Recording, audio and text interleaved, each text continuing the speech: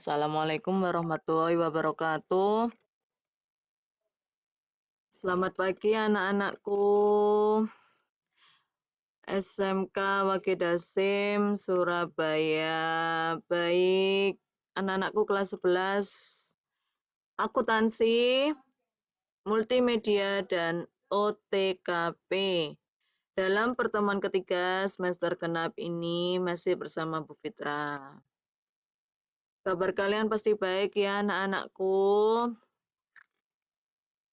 Dan tak lupa kita selalu berdoa agar kita senantiasa sehat walafiat, serta disegerakan untuk bersekolah langsung di kelas. Oke anak-anakku, berdoa mulai. A'udzubillahi minasyaitonirrajim. Bismillahirrahmanirrahim. Alhamdulillahi rabbil alamin. Ar-Rahmanir-Rahim Maliki Yaumiddin. Iyyaka na'budu wa iyyaka nasta'in. Ihdinas siratal mustaqim.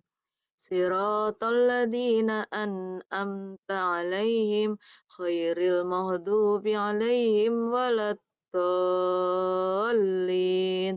Amin.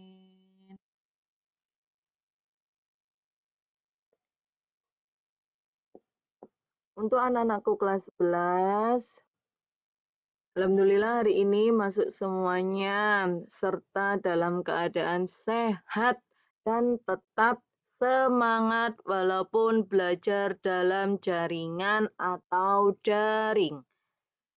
Tak lupa Bu Fitra selalu menyampaikan pesan dari sekolah untuk info PPDB, peserta didik baru, penerimaan peserta didik baru. Nah ini, kalian tahu sekolah kita ada 3 jurusan dan sekarang sudah membuka penerimaan peserta didik baru tahun ajaran 2021-2022. Tolong disampaikan ya anak-anakku.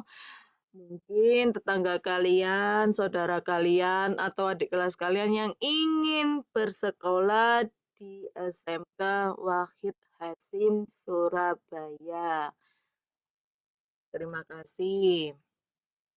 Nah, kemarin materinya sampai dengan sistem hukum dan peradilan internasional. Nah, kalian Bu Fitra suruh untuk mencari sejarah Perserikatan Bangsa-Bangsa yang merupakan organisasi internasional. Bu Fitra harap semua mengirimkan ke Gmailnya Bu Fitra tanpa terkecuali. Ingat anak-anakku, ini semester genap, semester yang menentukan kenaikan kelas kalian. Jika kalian tidak ingin naik kelas, monggo, nggak usah mengerjakan tugas-tugas kalian. Hakikat hukum internasional. Sambil dicatat di buku catatan kalian. Hukum internasional adalah keseluruhan kaidah dan asas yang mengatur hubungan atau persoalan yang melintas batas negara yang pertama antar negara dengan negara, yaitu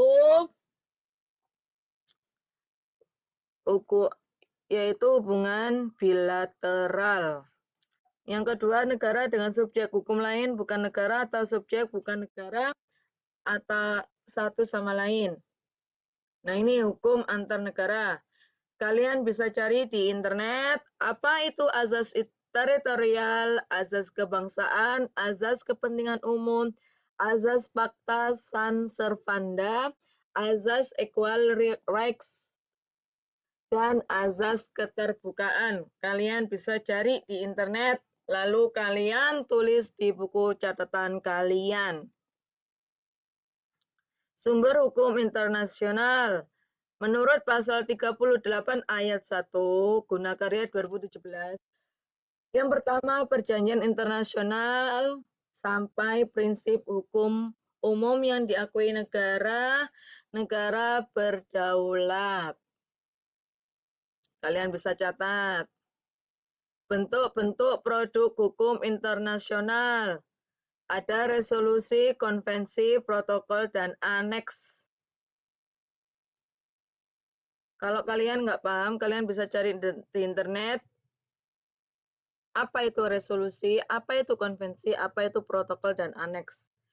Subjek hukum internasional merupakan para pelaku atau entitas yang memiliki hak dan kewajiban serta kemampuan untuk mempertahankan haknya dalam gugatan dan tuntutan melalui mahkamah internasional.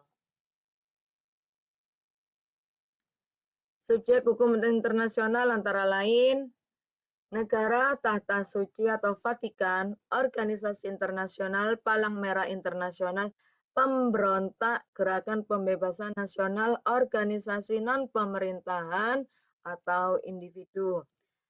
Negara yang akan membuat perjanjian internasional harus mengetahui terlebih dahulu hubungan antara hukum internasional dan hukum nasional negara bersangkutan. Nah ini, menurut Mukhtar Kusumaatmadja, dua teori yang menjelaskan hubungan hukum internasional. Kedua teori itu adalah teori monisme dan teori dualisme. Bisa kalian cari artinya di internet. Peradilan internasional adalah penyelesaian persengketaan hukum internasional yang dilakukan oleh Badan Peradilan Internasional. Mahkamah Internasional merupakan peradilan tertinggi dalam kehidupan bernegara di dunia.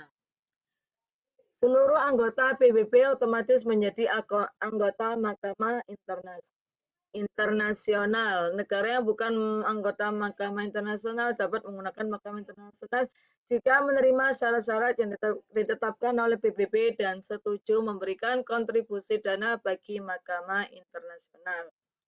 Fungsi Mahkamah Internasional adalah menyelesaikan persengketaan atau perselisihan internasional dari negara-negara anggota Perserikatan Bangsa-Bangsa. Nah, kalian cari di internet anggota PBB, negara-negara yang mengikuti anggota PBB itu apa saja, negara mana saja, bisa kalian cari di internet. Kalau nggak salah dulu itu 10, entah sekarang berubah atau tidak, monggo kalian cari di internet.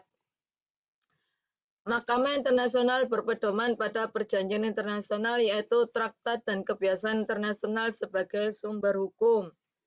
Sengketa internasional atau international dispute. Nah ini. Sengketa internasional. Yang pertama, ada salah satu pihak tidak memenuhi kewajiban dalam perjanjian internasional sampai penghinaan terhadap harga diri bangsa. Jenis-jenis sengketa internasional. Ada sengketa posisi, sengketa wilayah, sengketa sumber daya alam. Kalau di dalam negeri itu ada Mahkamah Agung, Mahkamah Konstitusi, Mahkamah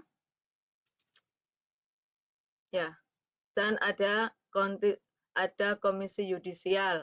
Kalau di luar negeri itu ada Mahkamah Internasional. Nah ini sengketa internasional, metode legal, metode diplomatik. Nih kalian bisa catat negosiasi mediasi inquiry. Metode legal atau hukum dapat dilakukan dengan cara arbitras. Mahkamah Internasional pengadilan lain. Oke. Kalian catat di buku catatan kalian serta kalian foto diri memakai seragam dan disisipkan hasil catatan kalian lalu kirimkan ke Gmailnya Bu Fitra, fitrainsani0201@gmail.com. Ini adalah catatan yang kedua.